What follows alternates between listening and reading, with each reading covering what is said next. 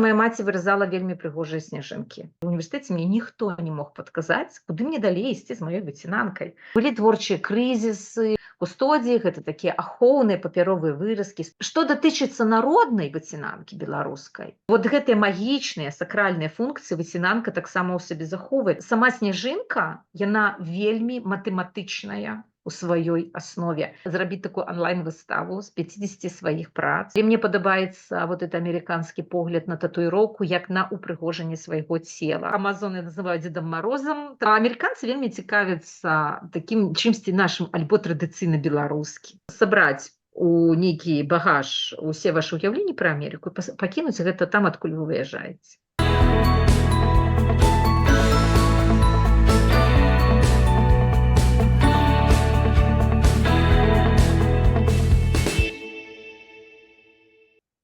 Вітаю спадарства. Мяне завуць Воля Броман. Гэта канал Аба і рубрыка «З намі цікава».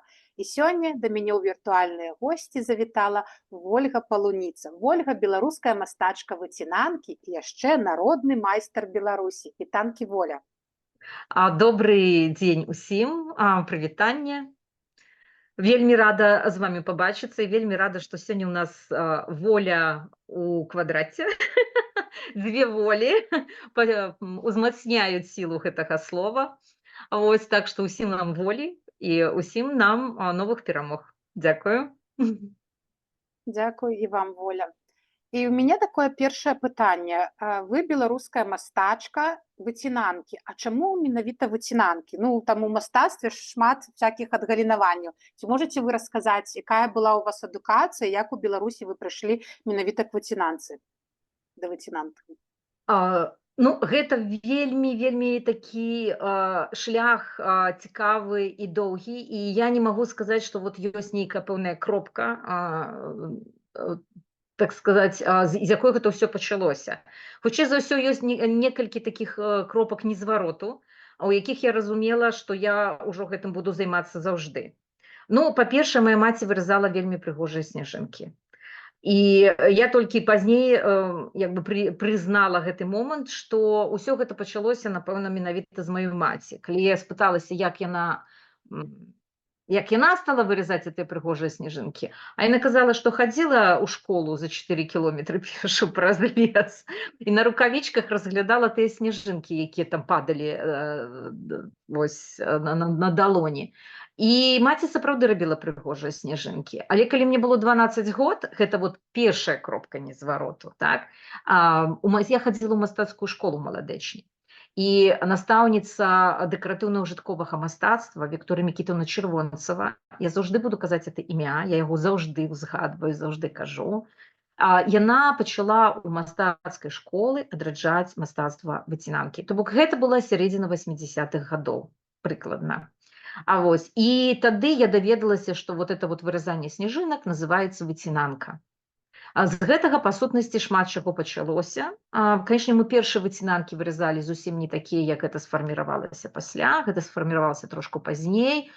Наступны крок, вот менавіта такі, калі я вярнулася пасля заканчэння Мірскай рэстаўрацыйна-мастацкай вучэльні, я вярнулася зноў у маладэчна. Это быў 92-й год, мы ўсе ведаем, это былі вельмі цяжкія часы, і з працай было вельмі складана, я пайшла зноў у мастацкую школу, а Вікторыя Мікітаўна заснавала на той момант клас народнага мастацтва для тых, хто ўжо мае нейкую адукацыю, то бок гэта было на базе мастацкай школы, але гэта было для тых, хто ўжо не дзеці, скажем так.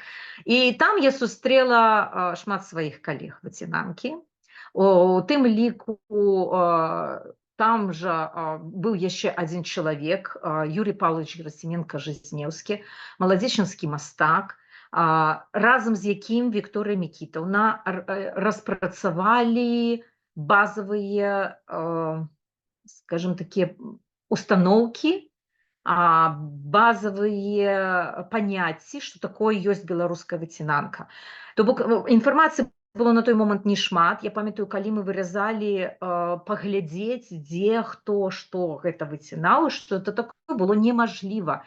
Мы свайго роду як бы варіліся ў сваім вот гэтым уласным супе, Але гэта дало тое, што шмат мастакоў, якія тады фарміраваліся ў гэтай сфере, яны пайшлі кожны сваім шляхам. І калі паглядзець на маладэчынскую школу выцінанкі, а гэта менавіта культуралагічны тэрмін, гэта не нейкая фізічная школа, так?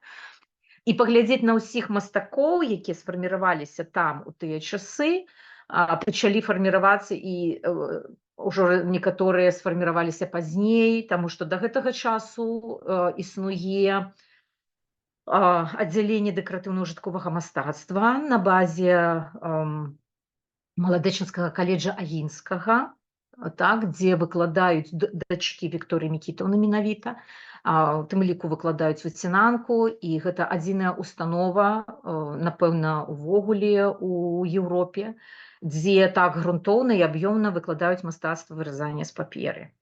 Усе мастакі, якія адтуль выйшлі, яны ўсе маюць свой уласны почерк, свой уласны стыль, але ўсіх іх аб'ядноўваюць гэтыя базавыя устаноўкі, закладзеныя Вікторыяй Мікітаўнай Чырвонцавым, Юрыем Павловичам Герасіменка-Жизнеўскім. І потым, у 95-м годзе, калі я паступала ў Гродзенскі універсітэт, я ўжо ведала, што выцінанка – это маё, і я буду этым займацца. І для мяне, памятаю, было дзіўна, што ў універсітэце мне ніхто не мог падказаць, куды мне далей ісці з маёй выцінанкай, куды мне далей развівацца. У 97-м годзе я паступіла ў Саюз, і гэта я ўжо за плечамі мела выставы, мела пэўныя створаныя калекцыі, мела ўжо удзел у конкурсах, якія Саюз майстроў арганізоўваў. І, канешне, я не магу сказаць, што гэта было так просто я села і паехала на гэтым мастацтве. Не, былі творчыя крызісы, былі моманты, калі я магла паўгода нічога магла не выразаць, таму што я просто не магла нічога выразаць. Не ішлі ідэі, альбо мне не атрымоўвалася нешта зрабіць. Але вось ужо ў 2006 годзе, калі нарадзілася мая дачка, і калі я мела час для сваёй уласнай творчасці, тады я зразумела, што выцінанка – гэта тое, чым я хачу займацца, чым я хачу займацца далей па жыцці. Я не хачу вяртацца ў Саюз майстроў на сваю пасаду выканаўчага дырэктара, дзе да гэтага працавала, а я хачу сваё жыццё прысвяціць сваёй уласнай творчасці і развіццю гэтага ўсяго.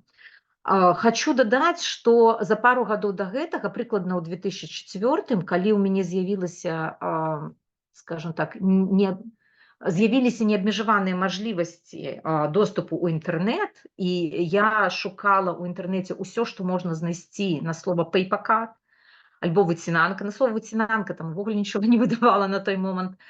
Калі я пабачыла просто, што робіцца ў свеце, хоць гэта было вельмі мала інфармацыі ў параўнанні з тым, што мы можам знайсці зараз, я тады зразумела, наколькі беларуская выцінанка унікальная.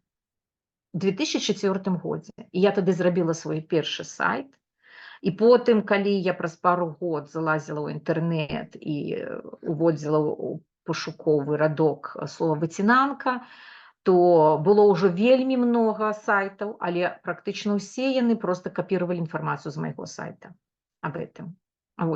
Таму можна дадаць яшчэ 2 кропкі 2004 як асэнсаванне унікальнасці беларускай выцінанкі, і 2006, калі я зразумела для сябе, што гэта мой накірунак.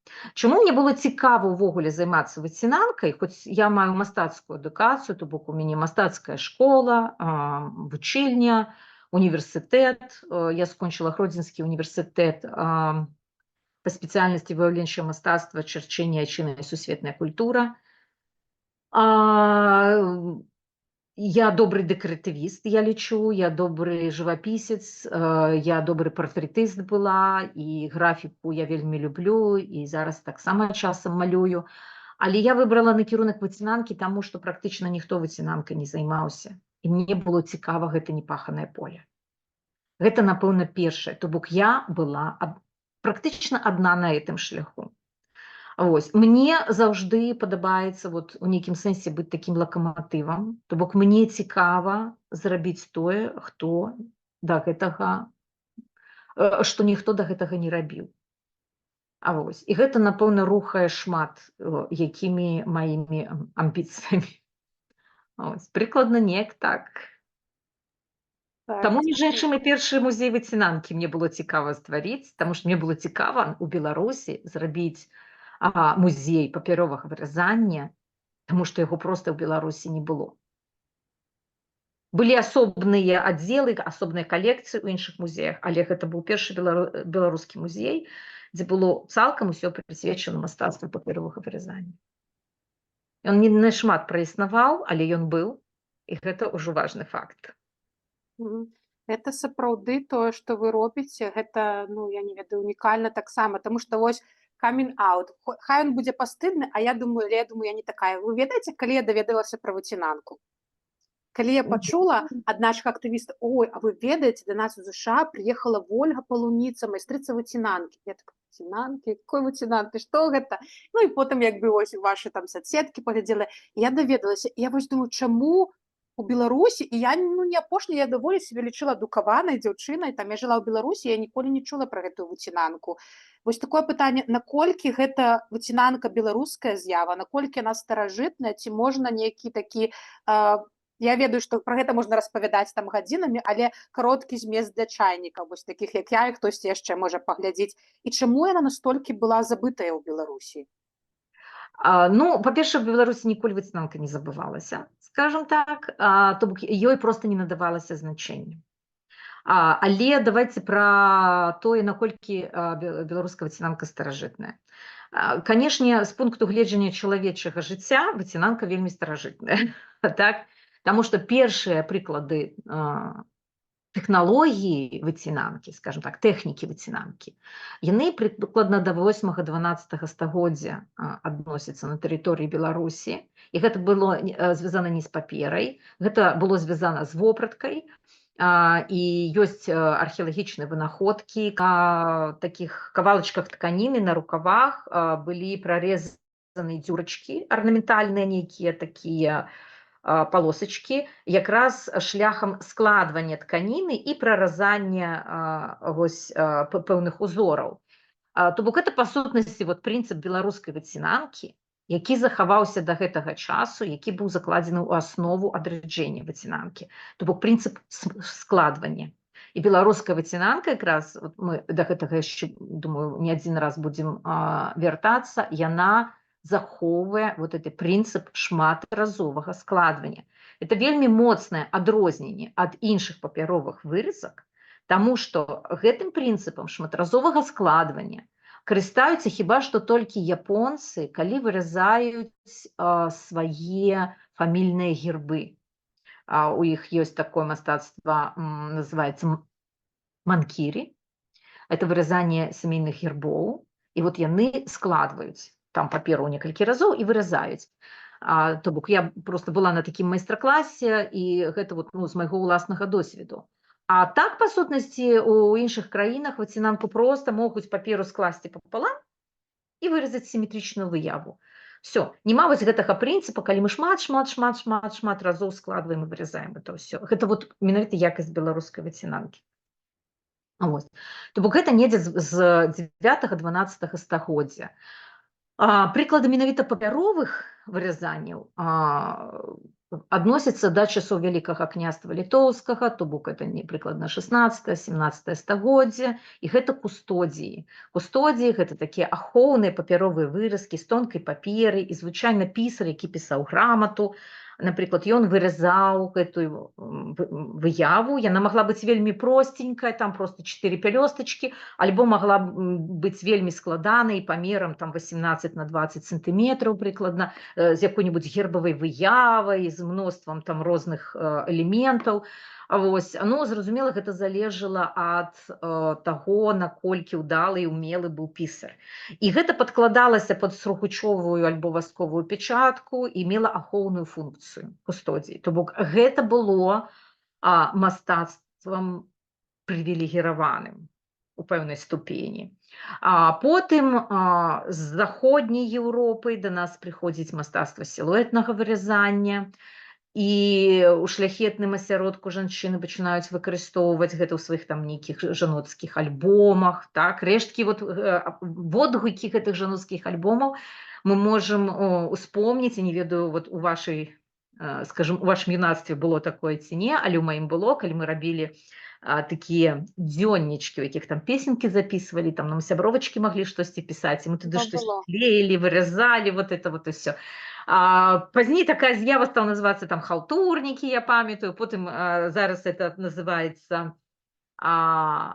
скетчбук, так, калі дзеці малююць, мне дачка робіць, то яно трансфармуецца, але нешта такое было, я думаю, у тыя часы, і тады вот это таксама упрыгожвалася нейкімі такімі вырыскамі.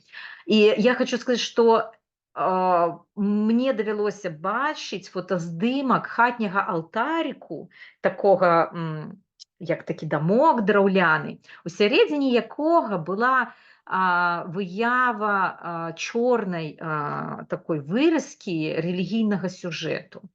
То бок гэта вот якраз адгалосак таго еўрапейскага ўплыву сілуэтнага вырезання. Акрамя гэтага, вы ведаеце, што у нас на тэрыторыі Беларусі жыло вельмі шмат габрэйскага насельніцтва, асабліва ў мястэчках, гарадах, ад 40 до 80%.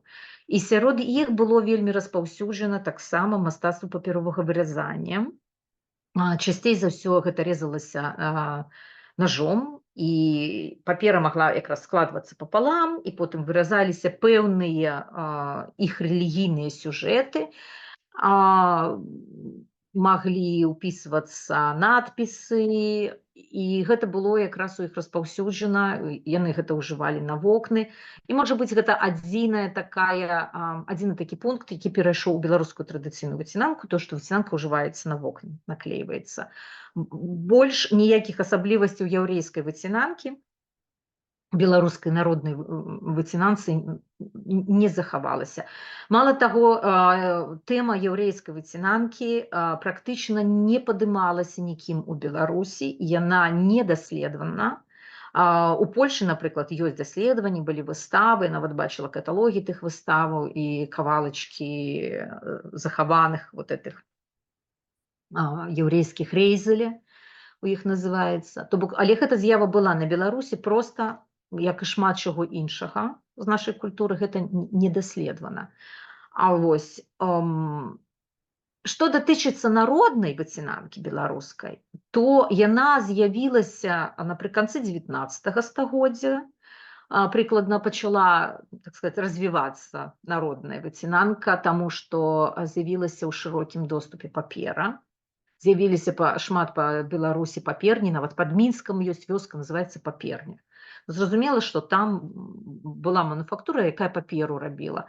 І такіх мануфактур было шмат па ўсёй Беларусі, папера стала даступная, і першая палова 20 стагоддзя, потым міжваенны перыяд, і асабліва пасля Другой сусветнай вайны, калі побыт быў проста вынішчаны ў людзей, а жаданне вот этой прыгажосці хацелася, то людзі упрыгожвалі сваё жытло тым, чым атрымлівалася. Недаўна размаўляла са сваімі наведвальнікамі онлайн-лекцыі, якія перыядычна праводжу, і адна жанчына расказала, што бабуля казала, што ой, гэта было зусім для бедных, это калі ўжо зусім у нас нічога не было, мы рабілі вот з выцінанкі, выразалі, з паперы, там, з газет выразалі, з нейкай там жаўтаватай паперы, то бок, якая была папера, то і выкарыстоўвалі. Але самае цікавае тое, што вось гэтая нестача, насамрэч, стварае пэўны мінімалізм і абмежаванне нашых мажлівасцяў. А мінімалізм у мастацтве і ўвогуле ва ўсім, ён раскрывае крэатыўнасць. І створаная тады эстэтыка, закладзеныя тады вот гэтыя прынцыпы, што я магу зрабіць з вот гэтай мінімальнай колькасці сваіх мажлівасцяў, яны якраз далі вельмі цікавы накірунак развіцця беларускай выцінанкі. І я хочу сказаць, што пэўны час выцінанка была умоўна забытая, таму што менавіта вось гэта стаўленне да выцінанкі як да нечага звязанага з галотай і з беднасцю, яна проста не прымалася ва ўвагу як каштоўнасць. Мая бабуля казала ўвогуле: «Да што ты такое-то ў печы заўжды палілі». Так, то бок да свята рабілі новае ўбранне ў хаце, а старое проста выкідвалі ў печ. Ніхто не будзе захоўваць этой выцінанкі. Таму і прыкладаў практычна не захавалася.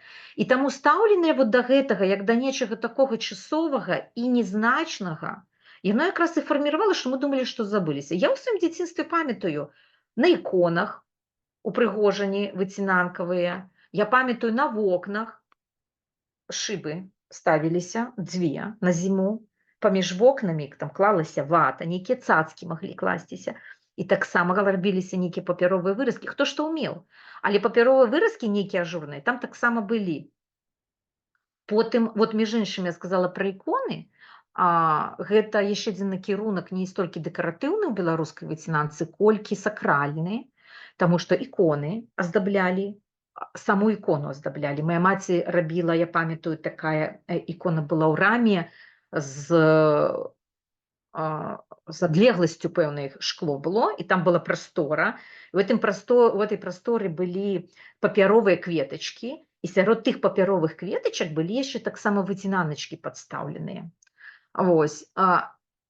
Аздабленне рабілі самого кута, покуці, чырвоны кут альбо покуць называецца, вот, дзе гэта іконы былі таксама папяровымі ажурнымі выразкамі.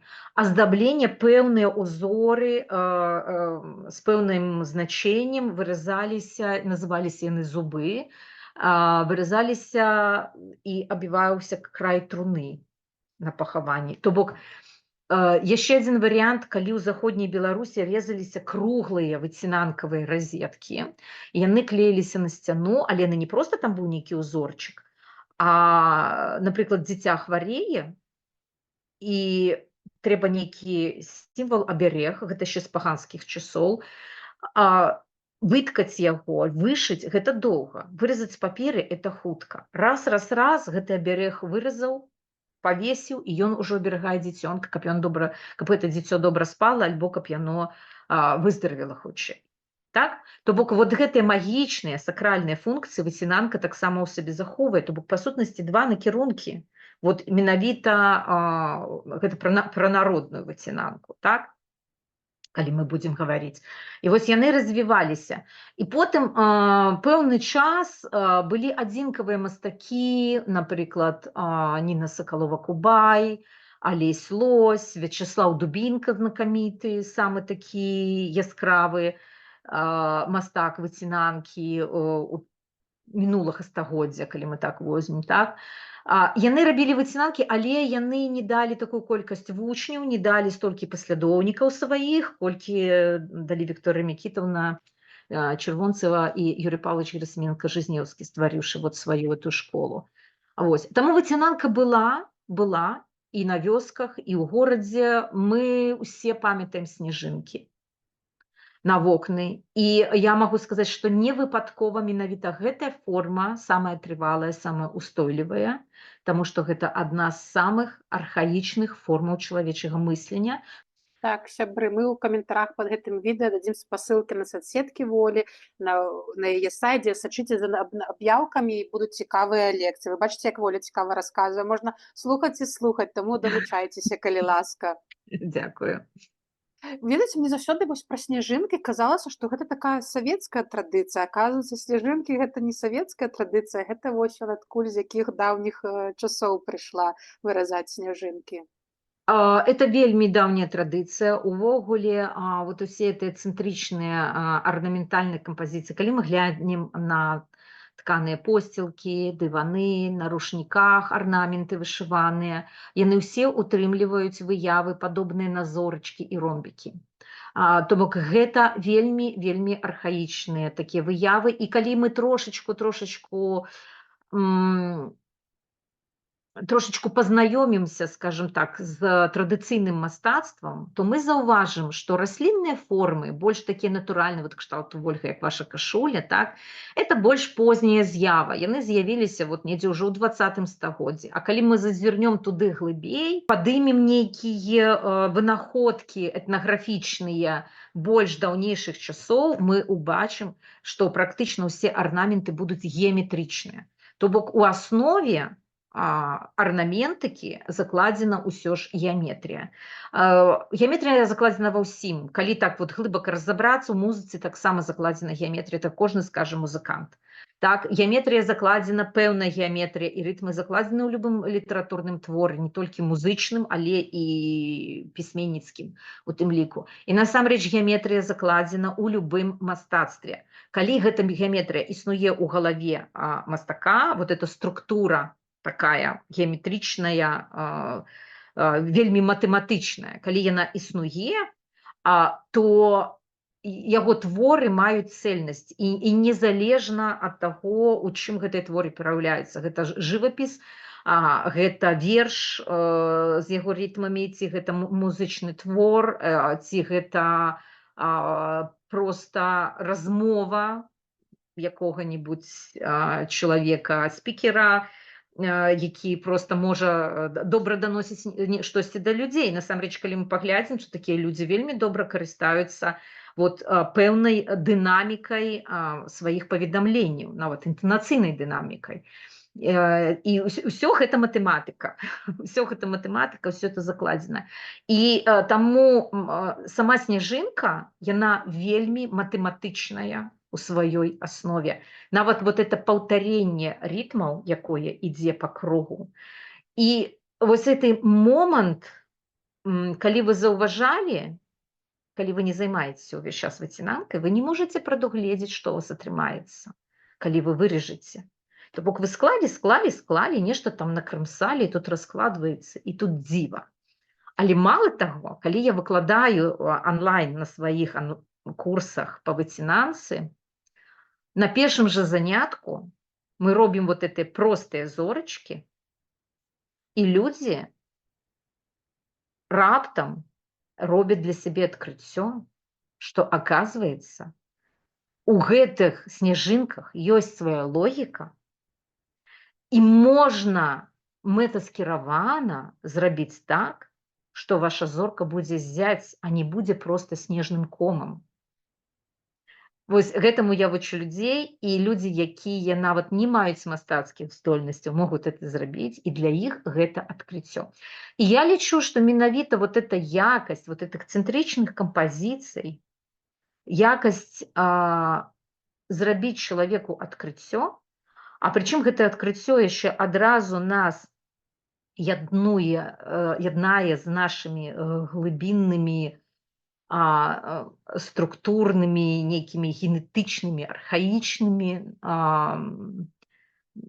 на клетачным узроўні нашай памяццю, і гэтая памяць звязана з нашымі традыцыямі. Калі я это адчуваю, калі я это разумею, у мяне проста ніякага сумнення не паўстае, чаму я мушу адмаўляцца, напрыклад, ад сваёй мовы, чаму я мушу яе не скарыстоўваць, чаму мова ўплывае на мысленне, мова ўплывае на менталітэт, мова ўплывае на нашы погляды. А чым больш моваў ведаеш, тым больш разумееш, наколькі ты розны чалавек у розных мовах. Таму што кожная мова мае сваю структуру. І ў нашых сняжынках наша структура. Разумееце? Кожны чалавек, выразаючы сніжынку, выразае сваю ўнутраную структуру. Гэта вельмі цікава назіраць. Я назіраю нават па сваіх працах.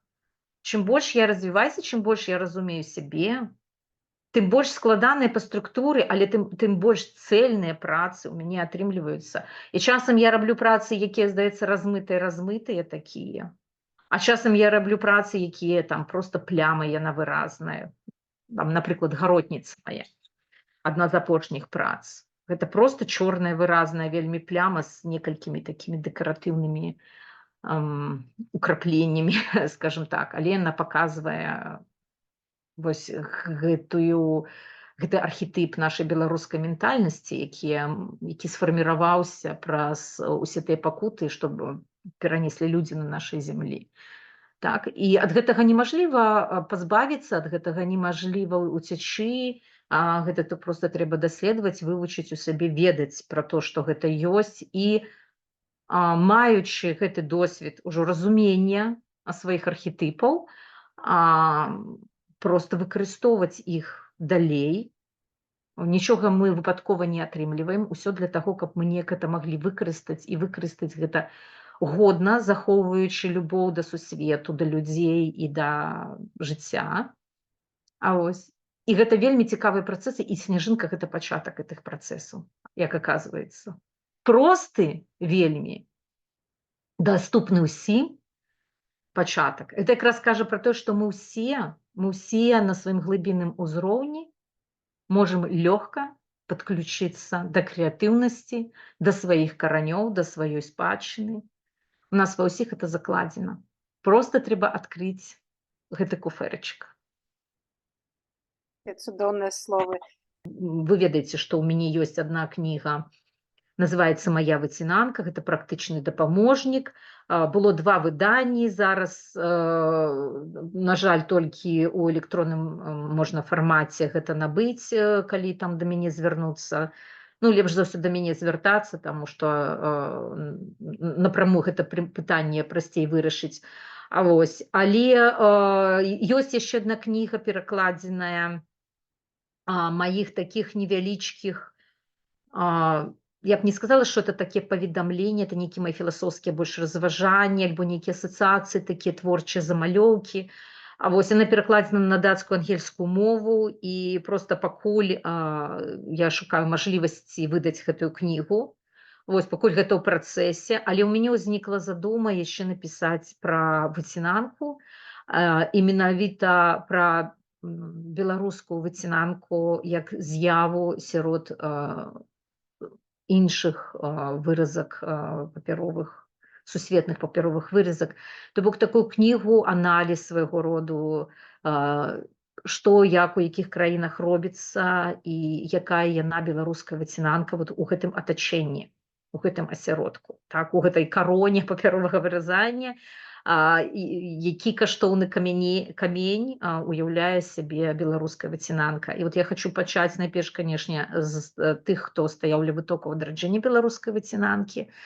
І я планую пісаць такія артыкулы і дасылаць іх у часопіс амерыканскай гільдыі выразальшчыкаў з паперы. Я з'яўляюся сябрам гэтай гільдыі ўжо, я думаю, каля 5 год прыкладна. Напэўна, 5-й год, так, і я думаю, што я буду таксама онлайн-лекцыі праводзіць паводле гэтых сваіх запісаў, так, паводле гэтых сабраных маіх матэрыялаў. То бок я хочу пачаць з вытокаў найперш, і потым я планую, што я гэта збяру у пэўную кнігу, якую б хацелася выдаць, то бок гэта будзе такое падсумаванне, але не толькі пра беларускую выцінанку, але і пра ўвогуле папяровае мастацтва ў свеце. І я хочу ў гэтай кнізе менавіта таксама змяшчаць нейкі невялічкі інтэрв'ю разам з тымі людзьмі, з якімі я знаёмая. Я хочу апісаць у той кнізе свой досвед стасункаў з мастакамі выцінанкі, з якімі я знаёмая асабіста. То бок я думаю, што это будзе такая добрая кніга. Это у мяне такое падсумаванне хочацца зрабіць. Ну і яшчэ одну такую абвестку я зраблю таксама невялічкую зараз. Тут хутка мой дзень народзінаў, 5 кастрычніка, так. І гэта такая трошку магічная лічба. 5-й дзень 10-го месяца, і мне будзе 50 год, так, то бок такое 50-50, і я хочу зрабіць такую онлайн-выставу з 50 сваіх прац. Я зараз рыхтую гэтыя працы. Яна будзе на Фейсбуку і будзе ў Інстаграме. Я так планую, што Інстаграм дазволіць мне 50 пастоў у адзін дзень зрабіць, то бок я хочу ў адзін дзень размясціць 50 сваіх лепшых прац адабраць, каб людзі маглі паглядзець мой погляд і то, як я развілася. То бок зараз от якраз я працую над гэтым працэсам. Вось. Таму загадзя ўсіх запрашаю наведаць мой інстаграм і фейсбук, каб паглядзець гэтую выставу. Мне вельмі цікава вот адчуць гэты резонанс ад нашых беларусаў, не толькі беларусаў. Так, сябры, абавязкова падпісвайцесь на соцсеткі Ольгі і прыходзьце на выставу. Вы закранули вось уже тэму пра і офлайн выставы, тое, што вы там плануеце рабіць у Амерыцы, а ўвогуле вось наколькі запатрабавана тое, што вы робіце, выцінанка і ўсё у Амерыцы гэта, для амерыканцаў. Вось хто вашыя кліенты? Гэта больш беларусы, гэта амерыканцы. І наколькі вы бачыце, вы можаце сябе развіць як мастачка менавіта ў Амерыцы, рэалізавацца? Ну, калі казаць пра тое, хто больш кліенты, я хочу сказаць, што, напэўна, 50/50, альбо, можа, беларусаў пакуль што больш. Таму што, ну, па-першае, гэта сам вот гэты ўздым свядомасці, само гэта запатрабаванне вот этой беларускасці, якой хочацца. І прычым гэта не абавязкова менавіта вот набыццё маіх там мастацкіх прац. Так, амерыканскія беларусы набываюць у мяне працы, але агулам набываюць у мяне і электронны варыянт вот маёй кнігі, набываюць мае выявы для таго, каб рабіць мерчы. То бок я працую па розных накірунках, я праводжу тыя ж онлайн-курсы, дзе людзі, жадаючыя, проста спрабуюць рабіць выцінанку і раскрываюць, што для гэтага не абавязкова ўмець маляваць, што гэта зусім іншая сфера. А вось, хоць здаецца, што гэта творчая такая мастацкая. То бок я стараюся па розных накірунках дзейнічаць. Тут жа ў Амерыцы я раскрыла для сябе новы накірунак. Яшчэ ў Беларусі я шмат рабіла эскізаў для татуіровак. Вось, тут я стала рабіць татуіроўкі сама, паводле сваіх уласных эскізаў, менавіта выцінанкавых. Вось, і мне гэта вельмі падабаецца. Я не думала, што мне так спадабаецца, але мне падабаецца вот этот амерыканскі погляд на татуіроўку як на упрыгожанне свайго цела. Так, некаторыя скажуць, што наша цела і так прыгожае ад Бога, але калі ўсіх людзей пабрыць налыса, ці ўвогуле не стрыгчы, не мыць, такія, як яны ёсць у прыродзе, растуць, так, то ці ўсе яны будуць такія прывабныя і прыгожыя. Мы ўсе любім прыгожых жанчын. Так, нам усім прыемна глядзець на дагледжаных мужчын.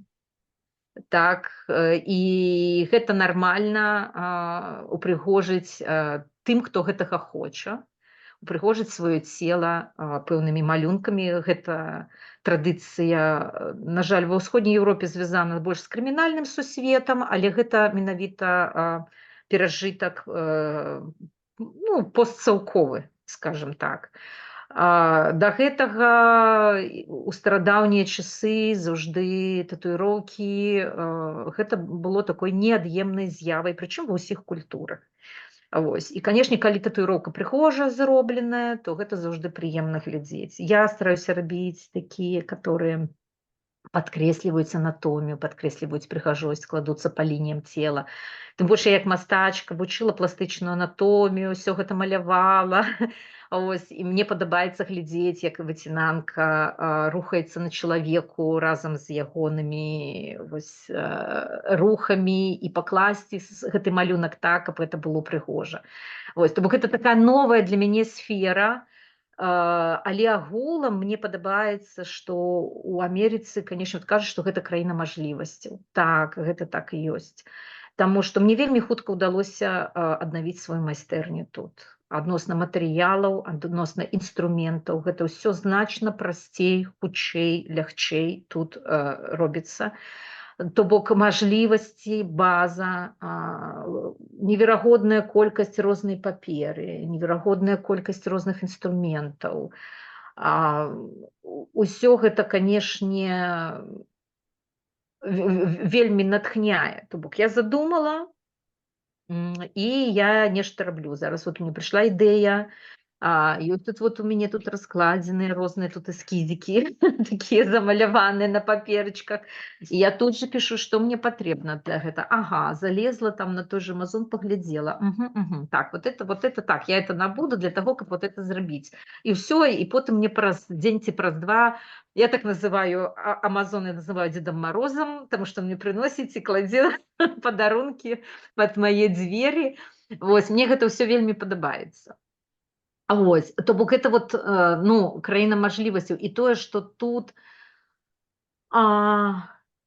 ну вот взять DC, Вашингтон DC, вот это бесплатные музеі, якія я просто не могла наесціся першых, там, напэўна, паўгады, можа, нават год. Я просто хадзіла і глядзела. Бок тое, што можна столькі многа ўсяго паглядзець, вельмі разнастайнага.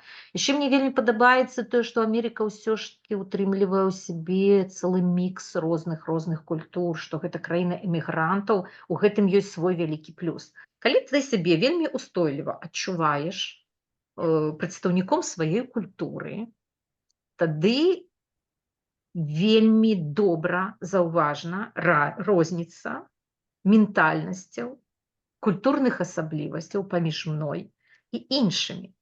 Гэта, у першую чаргу, у мяне, прынамсі, раскрывае вельмі паважлівае это пачуццё да іншых людзей, да іх культуры. І я люблю это праяўленне. Яны не заўжды камфортныя для нас бываюць, таму што ў нас могуць быць розныя эстэтычныя погляды на нешта. І вот это вот разуменне, яно як бы дапамагае крысталізаваць нашу ўласную асаблівасць, ну, маю прынамсі. Так? І я зусім па-іншаму это ўспрымаю, і тады нейкія формы, у якіх я праяўляюся, мне гэта дапамагае іх, ну, з большым натхненнем раскрываць, скажем так, і падносіць так, каб гэта падабалася данесці да іншых, як это класна, вот тое, што ў маёй культуры, гэта вот так выглядае. Да? Там, пра нашы ж, напрыклад, сімвалы беларускія. То бок, я заўважыла, што амерыканцы вельмі любяць альбо нашы, калі я расказваю нейкія традыцыйныя вот гэтыя погляды, пачынаю апісваць нашу там міфалогію, там, напрыклад, вельмі ім падабаецца, я люблю тых лесавікоў розных выразаць. Так? Але у нас такой лесавік, што гэта там нейкі дзедок, там траля-ля, ну это калі там узяць і там паглядзець, як у нас уяўляюць. А насамрэч беларускі лесавік мог пераўвасабляцца ў любую жывёліну альбо любы прадмет, у любую расліну, якая ёсць у лесе. І мог быць велічынёй з дрэва альбо меншы за кусцік гэты лесавік. Таму ў лесе нельга было пашкодзіць якое дрэва ці які куст просто так, таму што гэта мог аказацца лесавік. І вот праз гэта ўяўленне я стала рабіць тых розных духаў леса. Таму што, па сутнасці, тады, калі разабрацца, то там лесны агонь, лесныя пажары, гэта таксама нейкае ўздзеянне з лесавіком. Так? І у мяне вельмі папулярныя ў гэтым годзе аказаліся мае лесавікі ў выглядзе вожыкаў. Вось, то бок у мяне такія вожыкі, якія, я кажу, што гэта spirit of forest. Так? І недавно мне сказалі, што, оказывается, у Амерыцы няма вожыкаў. І я думаю, як так няма вожыкаў? Да? Як так няма вожыкаў? Ну, то бок хатнія, відаць, ёсць, але ў прыродзе няма вожыкаў. І я думаю, а што это так яны гэтых вожыкаў у мяне любяць? Вот просто... Вось. Таму амерыканцы вельмі цікавяцца такім чымсьці нашым альбо традыцыйна беларускім. Дрэва жыцця любяць, там, тых птушачак. Ну, то бок тым, што і ў нас адгукаецца, так?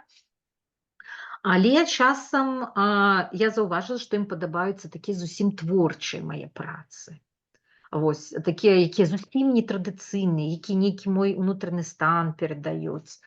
Вось, у мяне было такое трошку, да таго, як я сюды прыехала, трошку іншае, ну, як бы разуменне. Ну, увогуле, я хочу сказаць, што Амерыка – это такая краіна, што калі вы хочаце штосьці пра яе даведацца, трэба проста ўзяць, прыехаць сюды, калі вас это атрымаецца, так? І едучы сюды, вам трэба проста сабраць у нейкі багаж усе вашы ўяўленні пра Амерыку і пакінуць гэта там, адкуль вы выязджаеце. Таму што Амерыка зусім іншая краіна. І гэта зусім не тое, што мы пра яе ведаем, пакуль мы сюды не прыехалі. Трэба прыехаць сюды з адкрытымі вачамі і душой. Абсалютова. Каб яе адчуць такая, якая яна рэальна ёсць. Для мяне гэта так, гэта краіна мажлівасцяў. Я шчаслівая, што я сюды патрапіла. Хоць я не скажу, што гэта проста і лёгка тут жыць. Мне цяжка, таму што я ў Беларусі, па сутнасці, працавала шмат.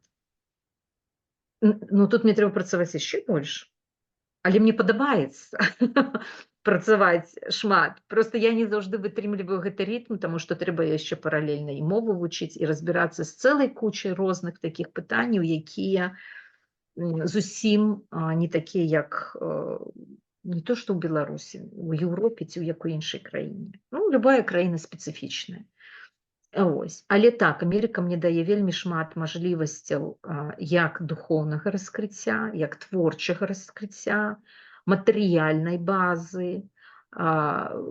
Потым вельмі мне прыемна знаёміцца з людзьмі, спасцігаць людзей. Мне цікава стасавацца з людзьмі, мне цікава знаходзіць для сябе, што ёсць вельмі шмат людзей, якія зусім як іншапланецяне, то бок я іх зусім не разумею. Гэта як не чалавек зусім. А ёсць людзі, з якімі проста такое адчуванне, што мы дыхаем в унісон. І гэта не беларусы, гэта амерыканцы, і часам гэта такія, зусім амерыканцы. То бок, якія тут ужо жывуць не адно пакаленне, і нават не 2, не 3, тут ужо там па 300-400 год, якія там у 16-17 стагоддзі сюды папрыязджалі, продкі. І гэта цікава. То бок для мяне гэтыя амерыканскія рэаліі вельмі рэсурсныя. Дзякуй вялікі за прагляд відэа. Калі вам яно спадабалася, а я ўпэўнена, што гэта так, бо Воля расказала столькі ўсяго цікавага, падтрымайце нас падабайкам, рэпостам, падпіскай і каментаром. Але калі вам гэта бяспечна. Таксама сачыце за абвесткамі на нашым канале, зусім хутка выйдзе другая частка, у якой мы разам з Вольгай Палуніцай абмеркавалі беларусаў, Беларусь, беларушчыну і беларускую дыяспору ў ЗША. Заставайцеся з намі, сябры, бо з намі цікава.